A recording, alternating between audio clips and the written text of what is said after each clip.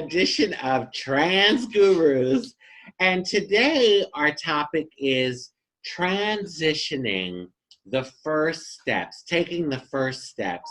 And basically, to explain what I mean by that is, or what we mean by that is, what we did, our unique stories in taking the first steps of transitioning over to trans womanhood. And so we have a juicy show for you, and I know you all out there in Albuquerque and all over the world are just waiting for another juicy show. So to start off, let's say, why don't we hear from Ella? What does Ella have to share? I would love to share my story. I'd just like to add something. Okay, we are right now for trans women, but by no means this is only for trans women. It's as well for trans men and for non-binary people. Non-binary people, it is a little bit different, but it is for fun, for everybody. I don't want to tell that it is only for trans women. So why not? My story, how does it go? Well, when I was about 5 years old, I was fascinated, and I always thought I was a girl. I never thought I was a man. I always thought I was a girl. And I wanted to wear nice things like my two sisters and like my cousin, which lived with me. And, I used to have quite a lot of, dresses and stuff.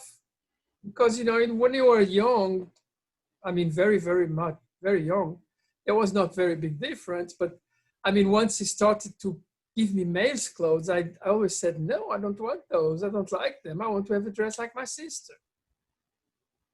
So since I could not have the dress like my sister, and I was painfully obliged to wear boys' clothes, and I was painfully obliged not to do anything, girls' toys. Well, you know what I did? Mm-hmm. There were two lives. There were the day life and the night life. And the night life, I used to get my sister's clothes and put them underneath my pajamas. And that followed me throughout all my life. Wherever I was, there was moments that I wanted to be more woman, and then I had a bad feeling, and then I threw my clothes away, and then I couldn't resist anymore. I had to get another girl's clothes and more, until one day I said, I don't want to do this anymore. So the first time I did that was actually in the 90s. And I went to a psychiatrist and I told her, look, I am cross-dressing all the time. I just cannot understand why. Can you help me? And after 3 or 4 sessions, she actually told me, I don't know what's your problem. You want to be a girl, you are a girl, so what? It's not the end of the world. And somehow it came as a click to me and said, what do you mean it's not the end of the world? Am I not going to be killed and raped and everything bad because I want to be a girl? He said, no. You're not the only one, And that started to open the doors for my transition, my real transition. Unfortunately, I had other issues, meaning I had a very bad psychiatrist which treated me very roughly. And well, it gave me opening. Nothing is bad in life, there's only change. So it opened the doors to another life, which I had, which went for another 20 years. And guess what? You can do whatever you want, but if you are a transgender, it never leaves you. And when I was 58, I said, I am fed up. I am fed up. I cannot stand this anymore. Dysphoria is going all over the place. I cannot stand this anymore. Every time I look at myself, I feel bad. I feel horrible. I was drinking, I was smoking. I used to smoke about 2 packs of cigarettes a day. And so I said, no, I'm done. I want to leave myself, as the person I am. So I did what everybody should do, meaning find yourself psychological help. Someone to be with you, to support you. And I found that person, and that was the beginning of my transition. Within 6 months, she diagnosed me with gender dysphoria. Soon after, I started with hormone replacement therapy. And like everybody else, oh my God, having all those hormones, all this change in your body, this, second blooming at 59. It was beautiful, but very scary because you don't know where you're going to. I didn't have, my mother telling me how to behave like a girl. I didn't have anybody to help me. I had actually my ex-wife, which actually she was, in some respects, she was okay, and my daughter. And of course, I knew a hell of a lot about womanhood because I had 2 sisters, and I was, I followed womanhood all my life. But it's what's inside you which makes you scared. It's not what it's outside. It's always what's inside of you. It's the first steps out when the first time you dress like a girl, you go out of the house and you think that, oh my God, all these people are going to look at you like if you are the worst person in the world. That's not true. That is not true. It's all the courage that you need. Just recently, I was with someone, which I have to tell, I'm sorry, he does not have enough balls to become a woman. And unfortunately, there are too many of them. Not unfortunately because they have to become a woman, unfortunately because they are really fighting themselves all the time because they cannot find their middle point. They cannot find themselves. It takes a lot of guts, believe me. It takes a hell of a lot of guts. But if you don't try, it's like everybody else, everything. If you don't try, you don't win. You can do whatever you want. If you never play the lotto, you'll never win the lotto. If you play the lotto, sometimes you don't win either. But if you don't play, you never win. And that's just the basic realities of life. Well, once you get over those first periods of the transition, you start to be yourself. In my case, I stopped smoking. I don't drink that much. I am much more happy. I had some other things which I started to do, which I couldn't do before. I wrote 3 books. And I'm here because I love my community and I really want to support you. So this is about the first steps of transition. There are many stories. I would be able to be here for hours and hours to tell you a hell of a lot of small stories, what happened to me then. And I'm sure that you are going to make your own stories too. And don't forget, tell them you are worth it. It's your life. You are the most important person in this world. Nobody else. Oh my God. Ella, thank you. That's so powerful. Wow. Well, also I want to thank you too for making it clear that this show isn't just for trans women. We happen to be all trans women right now on the panel. But yeah, it's not just for trans women, it's for trans men and gender nonconforming. And guess what? Even someone that's not even in our community, because as human beings, we can learn from one another. So I'm sure there's a lot of cisgendered, heterosexual identifying people that also enjoy the show.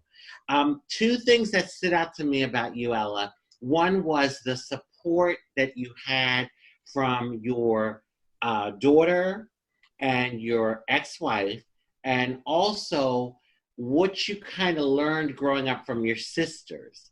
That was powerful, and the courage thing. I always say to be transgender, you have to have courage. You really do. You really do. So thank you for sharing that. It's so powerful. And now I'd like to hear what my bonbon wants to say. You know,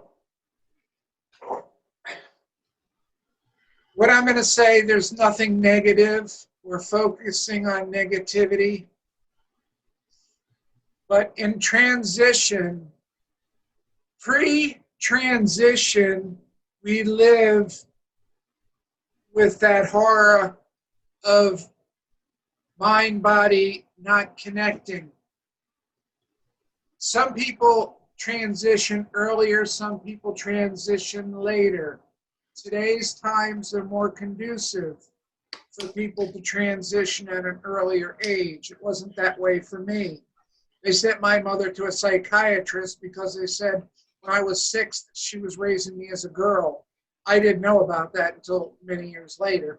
But my point is, it was totally unacceptable, and society fought me, and I got beat up all the way till I was about 13 years old. Testosterone kicked in, and then I started beating people up. But that is not what I'm talking about.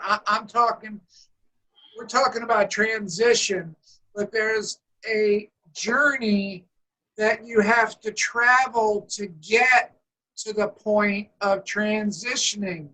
And that point comes about when it's just too painful to remain in a go nowhere situation.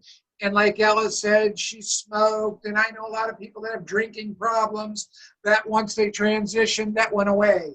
I mean, a lot of their issues went away because what they were trying to do was hide their feelings. So getting to the subject we're talking about, actually transitioning. Now, once again, I'm not trying to sound negative, but it's probably the hardest thing that we all go through when we transition. We're up here in society, and then we transition and we're a piece of garbage. And I'm not knocking anyone, I'm just trying to say for me, I was on top of the world, and when I transitioned, I was looked down on. My family, everybody backed away from me. I didn't have anybody to help me. I was kind of on my own, and a doctor that I knew where I was getting my hormones hooked me up with a girl in San Francisco, and I moved out there with her, and I stayed with her for a couple months till I could get my own place, get myself settled. But it was hard times. I left behind a whole world, a whole everything. And that's the point where most people, it can be very overwhelming. But I want to say this, that a lot of that is just in our own heads, and it isn't reality. And in today's times, people are a lot more accepting than when I transitioned in the 80s, early 80s. It's a whole different animal now. But if you believe in yourself, and if you can love yourself, others will love you. And if you hate yourself, other people are going to feel that way too. But that isn't what I'm here talking about. I'm talking about when you do transition. That is a brick wall that so many people hit. It's a good time. And after you get past that little first 6 months, 1 year, 2 years, 3 years, it's like, oh my God, I can't, the rewards are so just over the top that I believe that sometimes we have to earn our transition. And unless you go through hard times, I couldn't get a job. Nobody would hire me back then. So, I mean, I used to sell Mr. Frosty out of an ice cream truck. That was about the best I could do. And then I went and started my own business, just little things. But, and thank God it was that way because I benefited. But if you talk about how hard and how difficult, there is a little block. And I'm not saying this is for everybody. And some people, when they come out and they transition, it's like fireworks, 4th of July going off immediately. For me, it wasn't so. And some people take time to transition. Some people go on hormones 2-3 years before they transition and their bodies change. Me, I went from a different person to the person I am in one day. And it took me a couple years before I really passed. And when I was younger, I was 165 pounds. And, you know, I passed much better than I do now. But my point is that those were the hard times for me and not for everybody, but it's all the fears that we have in our head that, oh, what are people going to think? Could this? I'm going to lose this. My people, I know so many people that are married going through it and they end up getting divorced, and the kids. And kids, I'm going to tell you, even though they might not accept it, they accept it down the road. You got to give them time. And the one thing about transitioning is time. And everything doesn't happen overnight. But my point is, when you first come out, it could be difficult. Not for everybody. It could be difficult. But what I want to convey to everybody, it is so worth it once you get past that 1 year, 2 year, 3 year mark. The fireworks are just, I mean, every single aspect of life, it's like seeing it through a magnifying glass. It's bigger than life. And you can excel and achieve more. And I know so many trans people that are so much more successful after they transition than pre-transitioning because they blossom. And the only thing I just want to convey is, if you're pre-transition, which is really mentally hard, when you transition, it might not be as hard, but it might be hard. But bottom line is, it's worth it. It gets better, and the pieces fall in together. And it may be a little bit of a struggle, but you know what? Anything in life that you really want, if you have to work for it, it means so much more than if somebody just gives it to you. And if you're willing to put the time and effort and work for it and embrace it, and even though it might be difficult, the rewards outweigh all that pain, all that fear, all that frustration, everything that we put in our heads about everything will dissipate, and your life can truly, really then begin to start living. Wow. Thank you, Bonnie, my bonbon, honey. You did it again. You did it again. Yeah, I love what you had to say. And what I love so much is, for me, it gets better. That message came through with you. It gets better. And really, it does. It does. I sit here today thinking about all of my transition and the hardships that I went through. And I can really say that, like, I got to the other side and it did get better. You know, not to say that it's a walk in the park every day, but, you know, life is life. You're going to have your challenges. But it does get better. And I love that message from you. For me, transitioning, well, first of all, I was 4 years old and they were calling me faggot and sissy. Okay, so at that young age, I didn't know what the name was that I was. I didn't have anything to reference, but I knew that I wasn't like the other boys in the neighborhood. And they were already looking at me as different. And so that was the start of basically a gender war for me, because I could never live up to being a boy, being male, what society said that it meant to be male. I couldn't live up to that standard. And, growing up, the bullying, name calling, getting beat up, and all of the relentless bullying that I went through, and not being able to fit the mold that I was supposed to fit according to society and my family, and et cetera, et cetera.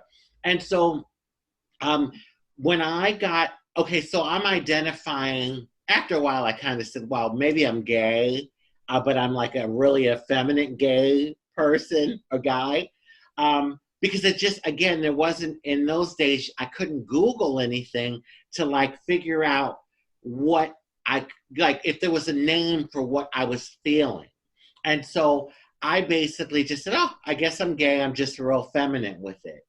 And then as time went on, in high school, I was doing the androgyny thing, always treading that gender line, the androgyny thing, wearing the unisex clothing.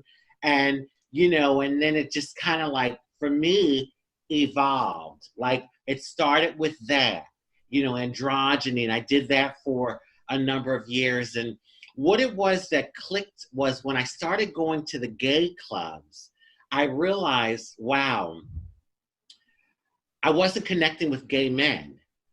The men that were making passes at me and trying to pick me up were the men in my neighborhood, the men that like I would run into at the supermarket or the post office, straight identifying men. And I was like, well, wait a minute, why am I not connecting with, I'm going to these gay clubs and I'm not really connecting with gay men on a sexual relationship level. Oh, I had my gay friends, but on a sexual relationship level. And then I saw trans women and I was like,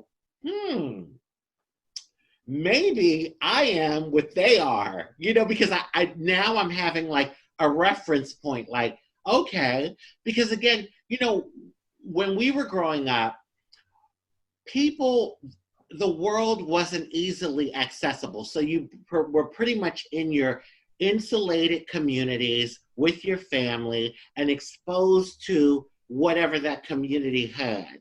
Nowadays, that's not the case. I mean, we could sit in our living room in Hollywood, Florida, for instance, with me, and I could speak to someone in Japan, but it wasn't that way back then. So anyway, I'm seeing these trans women and it's like clicking more and more. And then I started to think about things that I did growing up. Like my dad, the basketball my dad got me. I wasn't playing basketball with it. I was putting it under my t-shirt and I was in my room walking around like I was pregnant and, gonna have a baby. And G.I. Joe that I got for Christmas, he was never going to war. He was always coming home to me and I was the wife and I was taking good care of him. I had his dinner ready and all of that. And then when I got in my teens and the hormones started raging, in my fantasies, I always fantasized having breasts and a vagina. But I didn't even realize I was doing it. It was just so so natural, and I guess second nature, for lack of a better phrase, that I didn't realize I was doing it. But then I'm now connecting all these dots, and I'm like, wow, those would be pretty much considered transgender markers. So anyway, I start transitioning, and little by little, I did the black market hormones on the street. Today, you don't have to do that, you all, thank God. But like back then, that was very prevalent. And then it was the black market pumping or injections. That then was the next step. And, of course, all along, like with dressing more feminine and wearing women's clothing. And there was a point where I went to my closet one day and it was like, I had like a couple outfits that were still male, but everything else was female. And then I thought to myself, well, I think I'm here, like, and and the hair and the makeup and the nails and all of that, it's not one set way of transitioning. And I want to convey that to everyone out there. I think each and every one of us trans people, we have our own kind of unique journey and transitioning. And the important thing is for you as a person to do it in the way you feel most comfortable.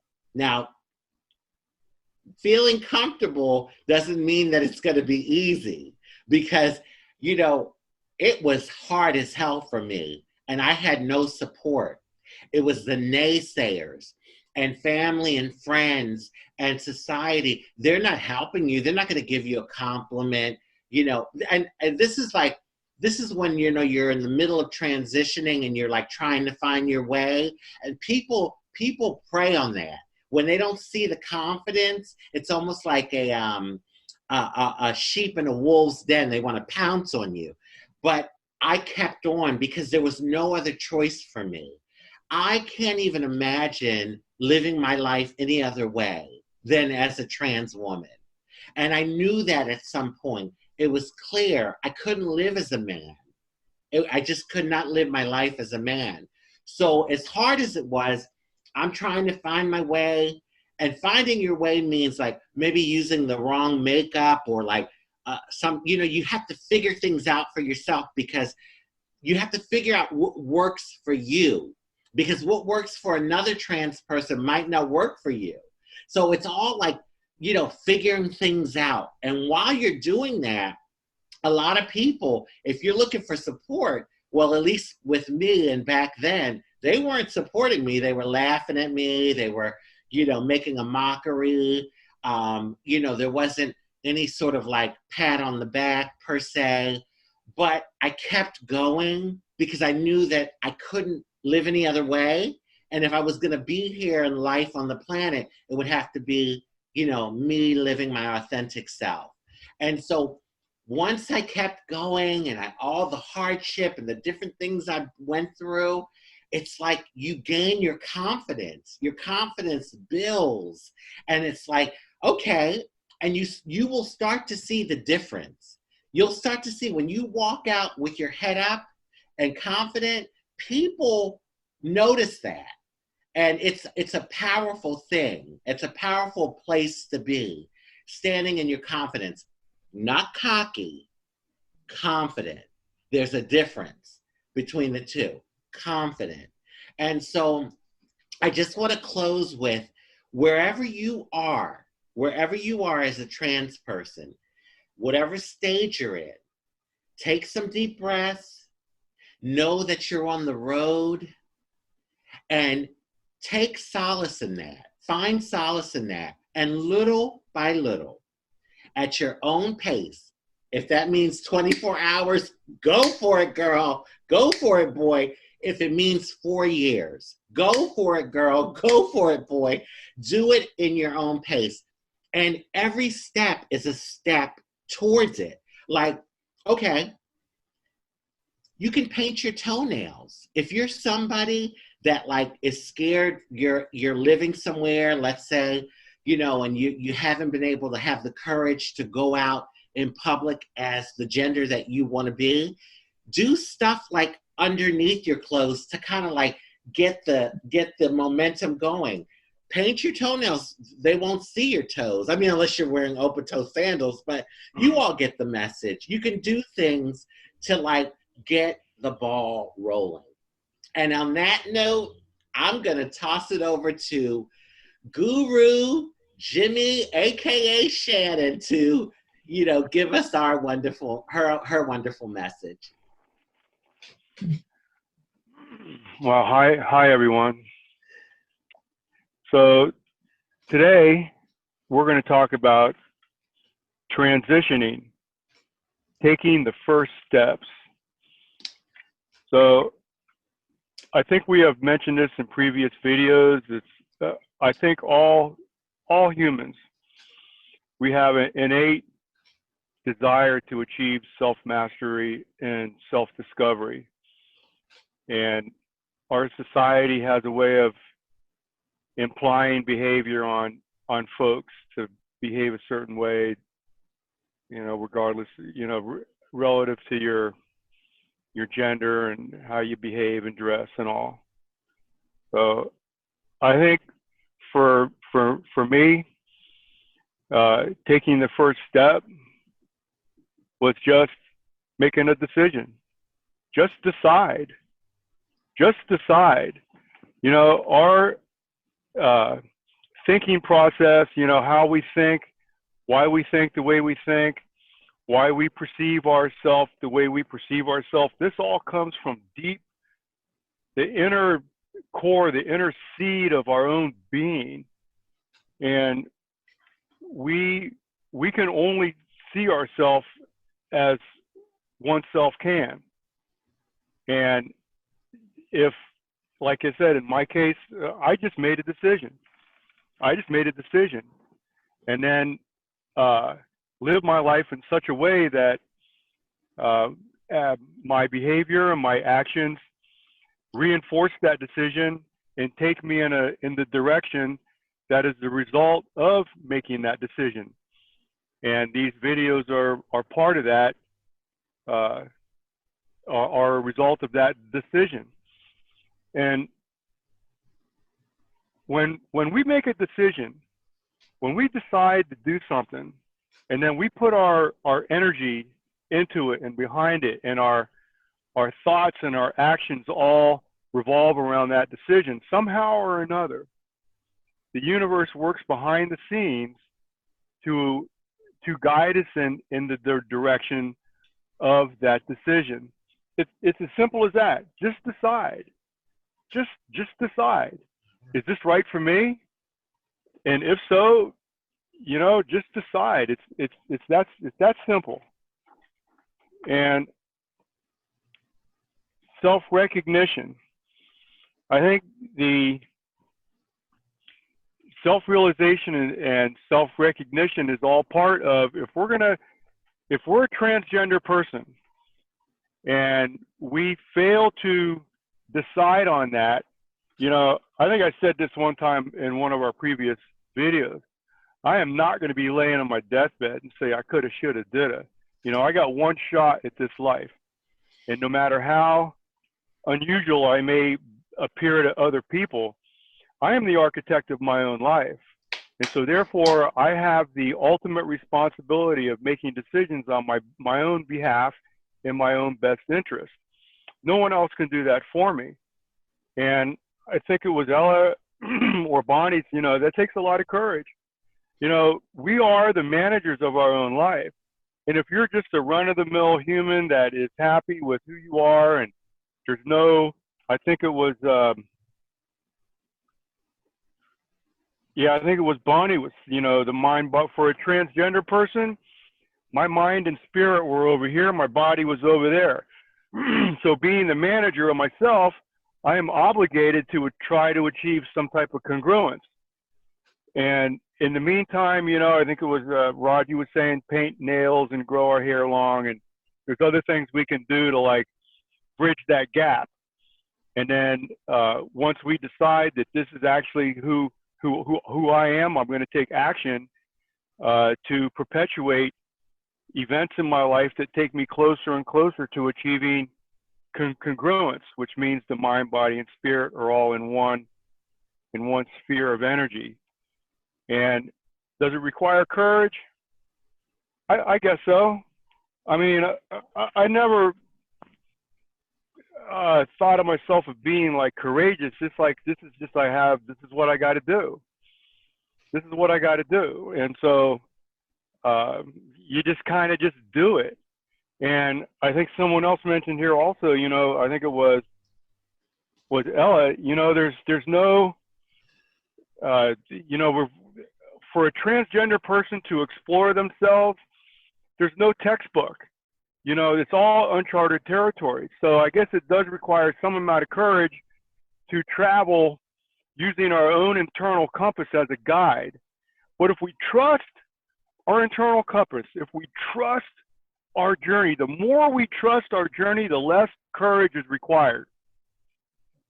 And I think that's very important. In my case, I trust my decision-making process to the extent that there's an absence of fear. And I think it has a lot to do with the faith that we have in our own ability to trust our feelings. The more we trust our feelings, the less courage is required, because there's then that is replaced by faith and vision. And I think we talked about this a couple of videos ago. You know, humans, we have the ability to imagine, create, and dream. You know, so I heard a couple of the other gurus talking in their younger days. They always dreamed of this and dreamed of that. It comes to reality right now. And same in my life. I've always kind of had a vision for myself and really couldn't figure out how to achieve it until now. So I think if I would have transitioned earlier in life, I wouldn't have had the mental fortitude, the wherewithal, the backbone necessary to survive in the world at that time. And so I trust my journey, and I trust my direction, and I trust my decision-making process, that I fear not. Raji. Thank you so much. That was absolutely beautiful. Thank you so much. And I really love you hitting on making the decision, the power of that. Because, you know, at the core of us, what is eternal? Our consciousness. So, you know, the power of making that decision and seeing the universe, you know, to work in our favor and lead us and just have things happen and fall into place in a divine and right and perfect time. It's just so beautiful. And so oh my God, when I think of like what everyone had to say, I just feel so honored to sit on this panel with you all, because we're all transgender women, but we all truly have our own unique individual stories and journeys that we, you know, come together to share with the world. And I feel honored. And before we close the show, I want to see, is there anyone else that wants to like say anything before we close for the day? Or I'd just like to ask everybody, please come to Facebook, follow us in Facebook, go to YouTube, subscribe to us in YouTube. We try to make as much as possible for you to know a little bit more about Trans Gurus and to support you. And that's all I want to tell. Bon, anything? Yes, I want to say that everybody's journey is different. There's no right, there's no wrong. Some transgenders are ultimate feminine, and some are a lot more on the butch side. Some trans men are totally masculine, and some might be masculine with some feminine qualities. What I'm trying to say is, it's what works for you, and the only way to know what works for you is trial and error. There is no script. Wisdom is learned. It's not taught. And during the journey, and that's what I was talking about, when we put our time in to figure out who the hell we are and where we fit and what our notch is, that's where, just like a teenager that has to figure out where they fit in this world, theoretically, we are teenagers that are developing, and we have to figure it out. And some things might not work, and some things might. And that can be from everything from whether you want to be with a man or a woman or a person that it doesn't matter the gender, it's more about the person. Whatever the notch is, or how feminine or how masculine or how you, whether you wear dresses or you wear pants or what you, everybody is entitled to figure it out, and it's okay to figure it out and find your notch. And once you find your notch, I'm telling you, life is just so much more rewarding, and success isn't only about money. Success is being happy.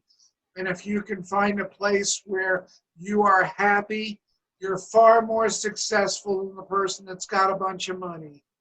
Oh, amen, Bonnie. Amen. Oh, you know, we all come together, we trans gurus come together for the purpose of touching the world in a positive way. And we come with good intentions from our soul. So, on that note, I just want to say to everyone out there, thank you for watching and wish everyone love, happiness, peace, good health, prosperity, and many wonderful blessings. And know that you have a place in humanity. You belong here. On that note, we love you. Bye.